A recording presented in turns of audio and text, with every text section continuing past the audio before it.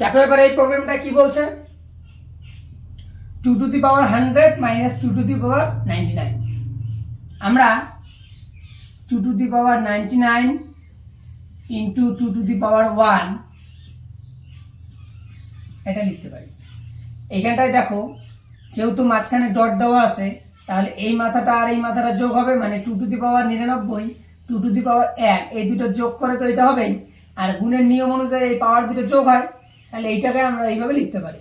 কারণ এই যে 2 to the power 1 2 to the power 99, তাহলে 2 টু দি পাওয়ার 99 প্লাস 1 তার মানে 100, তার মানে এইটাকে আমরা এটা লিখতে পারি। এইটা থাকলে এইটা লিখতে পারি, তাহলে এইটা থাকলে এটা লিখতে পারি। আর পাশে আছে 2 টু দি পাওয়ার 99 দিলাম সমান সমান। এইবার 2 টু দি পাওয়ার 99 আমরা নিলাম কমন, তাহলে এখানে 2 এর মাথায় 1 মানে 2 মাইনাস এটা তো চলে গেছে, তাহলে 1